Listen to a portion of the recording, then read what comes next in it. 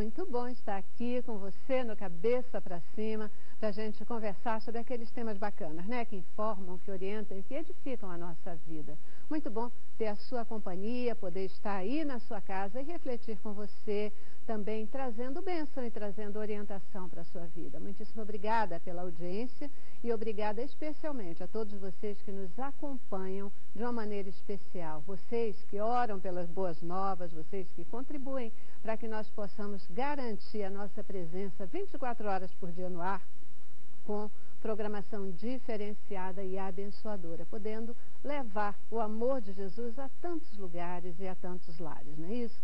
A nossa oração, querido semeador de boas novas, é que o Senhor possa manter a boa mão sobre a tua vida, sobre a vida da tua família, te enchendo de graça, de misericórdia e atendendo os desejos do teu coração. Você é muito precioso e você faz parte direta aqui da Rede Boas Novas de televisão. Você faz toda a diferença. Por isso que nós também oramos para que Deus mantenha acesa essa chama, esse ardor missionário no teu coração, tá bom? Cabeça para Cima é um programa que precisa de você. A Rede Boas Novas precisa de você. E no Cabeça para Cima de hoje nós vamos falar sobre mais um daqueles temas que fazem parte do nosso dia a dia, do nosso cotidiano. Você sabia que o Brasil ele já desponta como um campeão aí na automedicação? Pois é, sejam medicamentos genéricos ou de marca, com prescrição médica ou não, comprados em farmácias reais ou virtuais, não importa. A oferta de medicamentos ela é absolutamente abundante e as facilidades de compra elas estão aí, fazendo com que às vezes a gente nem precise sair de casa para comprar, para escolher remédios que a gente goste mais ou como às vezes se compra até um perfume ou alguma coisa diferente. Mas quais são os pontos de atenção que a gente precisa ter diante de um quadro desse que acontece em nosso país? Quais são os cuidados que a gente precisa ter na ingestão de medicamentos? E ainda, quais são os riscos da automedicação? Essa é a nossa reflexão de hoje aqui no Cabeça para Cima. Começamos com o nosso informativo e eu já apresento para vocês os nossos convidados de hoje. A facilidade de curar doenças com o uso de substâncias manipuladas se consolidou no início do século passado, entre os anos de 1920 e 1930. A indústria realizou inúmeras descobertas científicas e criou drogas usadas para tratar quase todos os tipos de doença. De modo geral, a indústria farmacêutica fabrica e comercializa seus medicamentos somente após um longo processo, que envolve meses ou anos de pesquisas, testes e pesados investimentos. No Brasil, o desenvolvimento da pesquisa de medicamentos foi um pouco mais tardia, até 1950, mas alcançou medidas importantes, como a implantação, em 1999, dos genéricos, remédios mais baratos que levam na embalagem apenas o nome da substância ativa. No ano passado, 871 milhões de genéricos foram vendidos no país, gerando faturamento de 13 bilhões e 700 milhões para empresas do setor. Mas o uso de medicamentos também pode ser um risco. Como dizem os médicos, a diferença entre remédio e veneno é a dosagem. E o Brasil é um dos recordistas de automedicação e as crianças são as principais vítimas. A prática pode causar problemas de intoxicação, o que pode levar à morte. O risco incentivou o país a criar medidas como a obrigatoriedade de prescrição médica para substâncias psicotrópicas e, mais recentemente, antibióticos. A interação medicamentosa é outro problema, afinal, usar remédios diferentes pode ter efeitos adversos, incluindo a anulação de suas propriedades originais ou geração de efeitos colaterais graves. Pois é, né? Hoje a gente vai falar aí sobre o uso de medicamentos. Como é que você anda com relação a essa questão? Facilidade de comprar medicamentos, uma oferta aí, às vezes até exagerada, né? Medicamentos que são divulgados pela televisão, pela rádio, nas diferentes mídias e que a gente acha que eles são bacanas e resolve comprá-los. Como é que você se encaixa nessa história? Você tem tido cuidado com o tipo de medicamento que toma? consideramos importante conversar sobre esse tema. E por isso convidamos aqui uma equipe de peso. Recebo hoje aqui no estúdio o José Liporage Teixeira, ele que é farmacêutico, também mestre em saúde da criança e adolescência e é funcionário do Complexo Tecnológico de Medicamentos, o CTM, Farmanguinhos, faz parte lá da Fiocruz, né? Muitíssimo obrigada por voltar aqui com a gente no Cabeça para Cima. Obrigado, agradeço o convite. Tá bom. Também conosco a Liane Prudêncio Martins. A Liane é pediatra generalista, pós-graduada em pediatria e é também especialista nos cuidados ambulatoriais da criança. Obrigadíssima também por voltar aqui no Cabeça para Cima. É um prazer, obrigada pelo convite. Isso aí, né? A gente já falou ali que as crianças são as maiores vítimas, talvez, aí dessa questão da automedicação, do volume de remédios. Então, você que é especialista aí nesse segmento, certamente tem muito para nos dizer, Com né? certeza. E completa o nosso time de hoje, Francisco José de Freitas, ele que é professor e coordenador de residência médica em homeopatia, ali no Hospital Universitário Gafre e Guinle, né? Muitíssimo obrigada por estar aqui com a gente. Eu que agradeço o convite de poder participar e contribuir de alguma maneira. Isso aí. Bom também ter aqui um homeopata para conversar com a gente, um especialista nisso, né? Porque às vezes talvez a gente possa imaginar que esse tipo de medicamento ele tem mais flexibilidade. A gente pode escolher, quem sabe, ali com o farmacêutico, na farmácia de manipulação, essa coisa toda, né? É uma excelente opção, né? Gente, olha só, eu estava vendo uma nota aqui.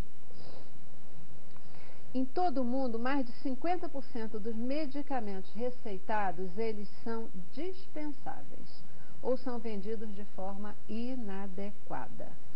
Cerca de 1/3 da população mundial tem carência no acesso a medicamentos essenciais. E em todo o mundo, 50% dos pacientes tomam medicamentos de forma incorreta. O que é isso? Como é que é essa história aí?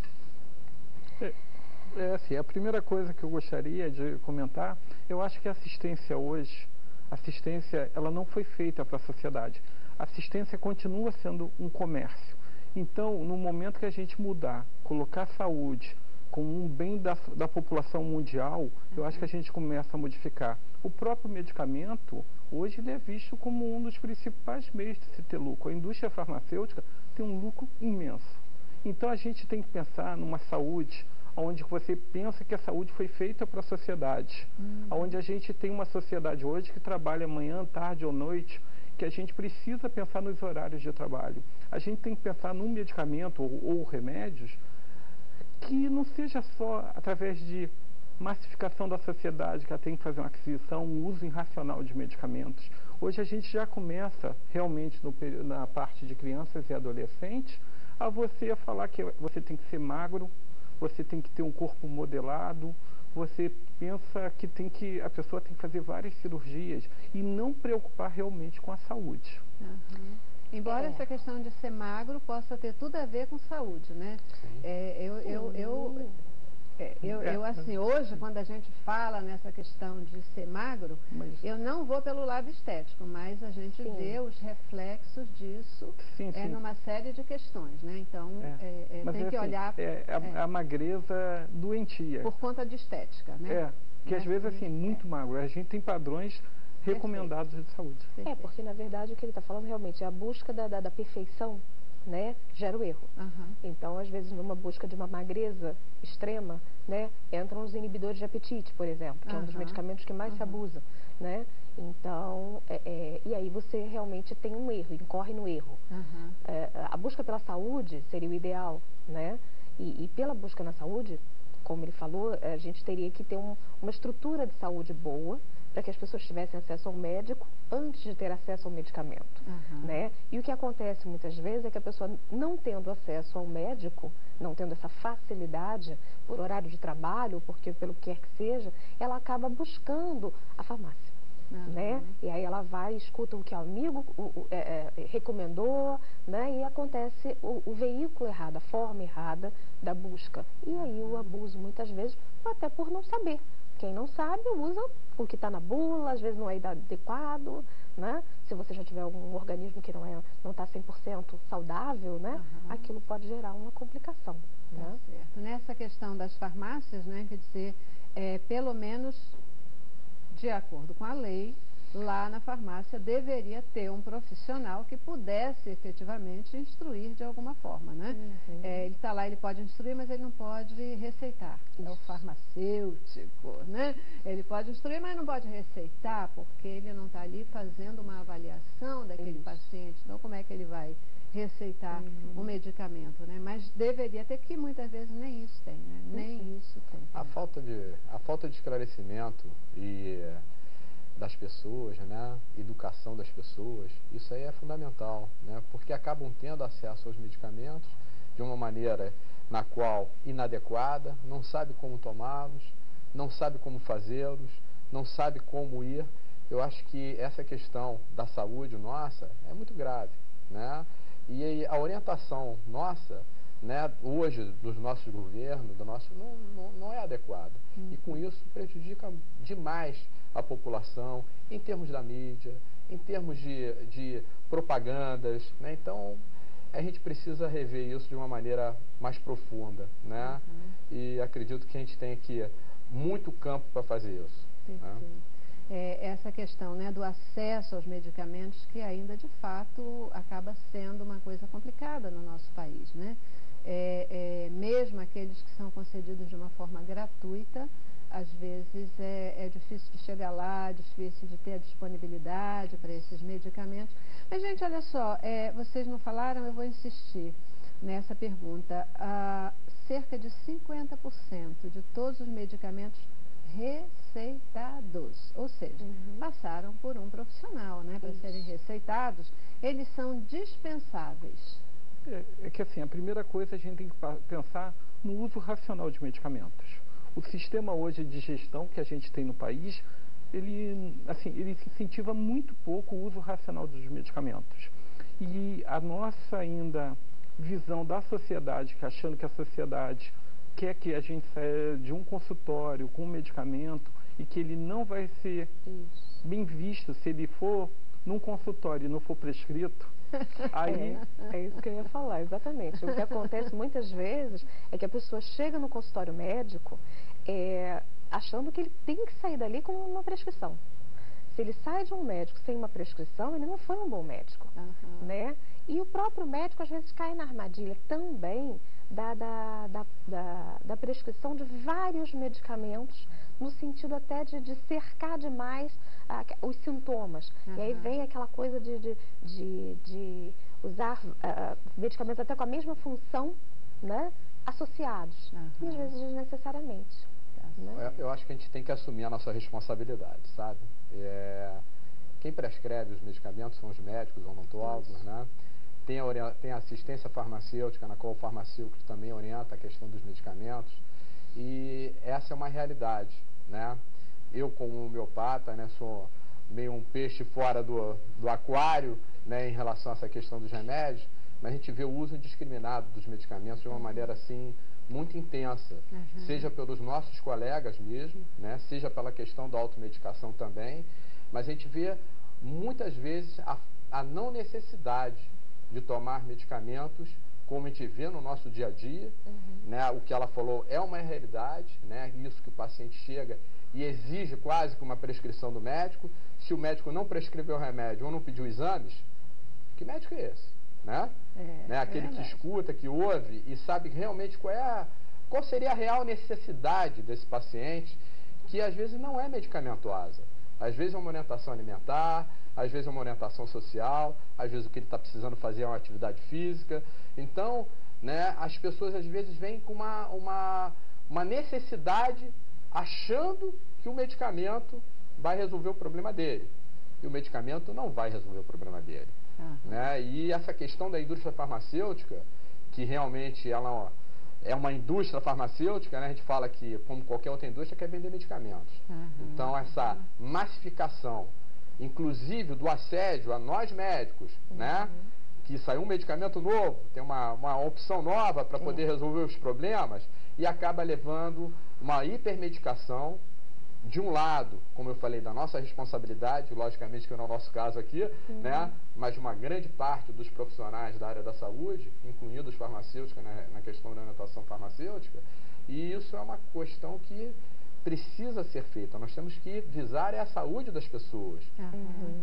É verdade, né? Muitas vezes, se você vai no médico, o médico vai, conversa com você e tal, mas se ele não te passar nenhum remédio, a gente sai de lá reclamando, né? Dizendo, cara, o cara levou meia hora me atendendo, não passou um remédio, não pediu um exame, não fez nada, mandou eu ir tomar sol, mandou eu ir não sei o quê, papapá, e parece realmente se sai com aquela sensação de um atendimento não adequado, né? Porque quando se procura um médico, o que a gente está buscando, via de regra, é ter alguma resposta, receber orientação para algum tipo de medicamento. Seria mais fácil tomar um medicamento e resolver os problemas, né? Pois é, né? Muitas vezes é mais fácil, muitas vezes é mais fácil tirar a dor de cabeça com comprimido, em vez de, né, entrar lá na causa. Queridos, olha só, o que acontece, na verdade, assim, o que demanda, quais são os medicamentos que eles necessariamente precisam de receita médica para serem tomados? Porque às vezes a gente fica, não, mas espera lá, uma dor de estômago, uma dor de cabeça, ou todo mundo fala, né, tal remédio é bom para dor de cabeça, não, ele é indicado para dor muscular, mas não tem problema, Quais são os medicamentos que a gente deve ter o cuidado de requerer receita médica e consultar um médico efetivamente? E por quê? Porque esse cuidado é necessário.